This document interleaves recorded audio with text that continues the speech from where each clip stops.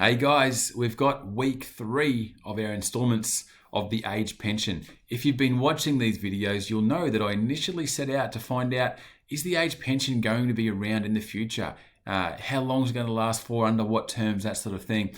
I mentioned the old one-liner where people say, right now there's 3 people working for every 1 person retired. That's great. We can afford roads, ambulance, police, all the services that we need, as well as the age pension. But at some point in the future, that tide is going to turn and we're going to have 1 person working for 3 retired. How are we going to be able to afford all that? Something's got to give. Would it be the age pension? And so I tried to set out to find out, some reality, some facts around those numbers. And what that led me down was understanding a full history of the age pension, which I found fascinating and figured, I might as well share this information. And, some of you have given me some positive feedback that you've found that interesting as well. But this week, I've come to a conclusion, and you'll see what it is. And you might agree, you might disagree. Who knows? We'll find out. But will the age pension be around in another 27 years? 27 years? That's a strange number. Well, I'm 40. 27 more years is 67. That's when I would be entitled to the age pension. I want to know if it's going to be around when I hit age 67. So what I've done, let me just enlarge this screen again. What I've done is based it on the numbers, all right? And with those numbers, tracking trends, and then letting those trends give us an idea whether we think it's going to be there or not. So let's have a look at the numbers. Let's have a look at the trends. All right. As of June 2017, 1 in 7 Australians, or 3.8 million people, were over age 65. Of this group, 2.5 million of the 3.8 million, or 66%, received at least a partial age pension. So there was a massive number, 2.5 million Australians, at least receiving a partial age pension. In 1997, 20 years earlier, the figure was 75%. So although the number's different, the percentage was higher. So if we look at the trend, over 20 years, we've gone from 75% of people receiving some form of age pension, at least a minimum, where now we've got 66. So the trend in that 20 years is telling us that less people are becoming reliant on the age pension. All right, on the flip side, we are living longer. So from 2014-16, when the statistics were done, a 65-year-old male could expect to live for another 20 years. A female, another 22 years. So 85, 87 is the life expectancy for a 65-year-old. In the 1960s, it was 7 years less than that. So from the 60s to the mid-teens, whatever they're called, 2010, 2020, to midway through that. So what's that, 15, 40, 55 years. In 55 years, our life expectancy has increased by 7 years. So that's a flip side for the trend, because we're living longer. So if you're reliant on income, we're going to have the income that provides, or the asset that provides us income to be larger, to provide us with income for a longer period of time. If that runs out, guess where we go? The age pension. So that's the other side for the fact of this slide, which told us that people were becoming less and less reliant over that period of time. All right. In addition to that argument, my second argument there, the other thing is the age group is getting bigger. So in 1927, 5% of the population, or 319,000 people, were over age 65. 50 years later, it was 9%, 1.3 million people. 50 years later, 15%, or 3.8 million people.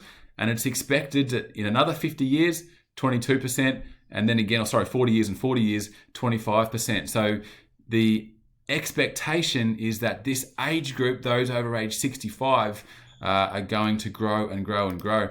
And you can see that on this graph here. So 5% all the way back here, all the way up to 2097, potentially at 25%.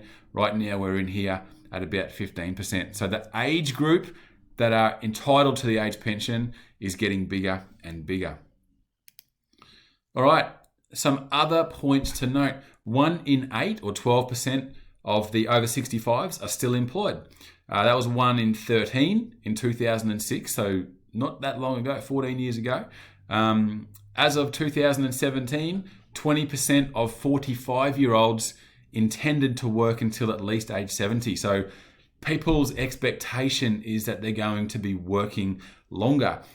What that does is place less stress on the age pension system because their income is going to be too much that they won't be entitled to an age pension till later. Even though they might be entitled to it at age 67, if they're intending to work till 70 or even longer than that, they're not going to get an age pension. So that reduces the pressure on the age pension system.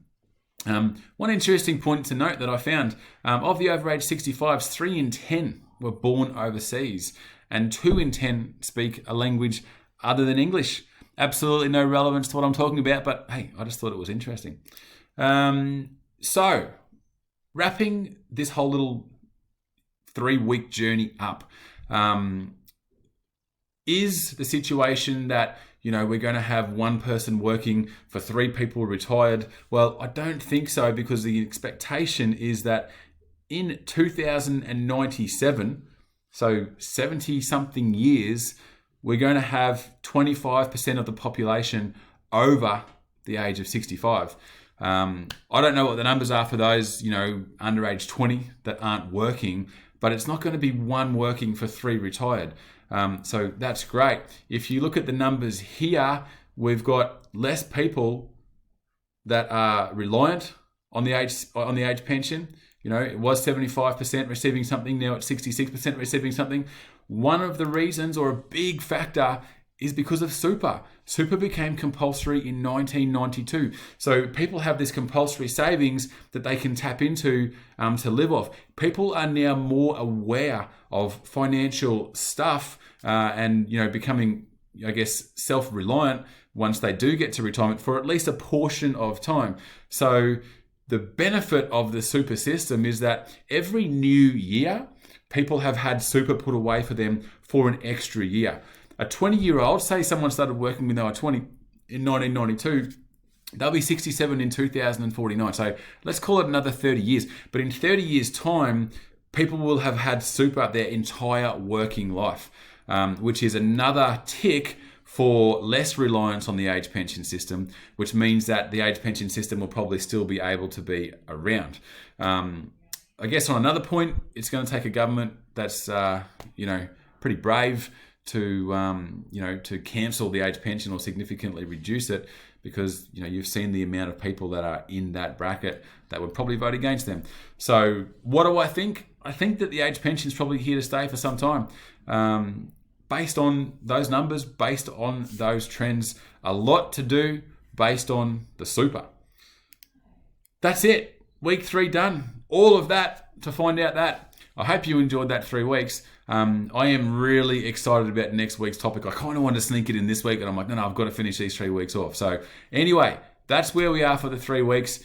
We're here to help. I like to chat. I'm getting some great positive feedback on all this stuff. Whenever I talk to people, they're like, oh, watching your videos is great. And I love that. It keeps me encouraged to keep doing it. So thanks, guys. We'll leave it there, and we'll chat soon.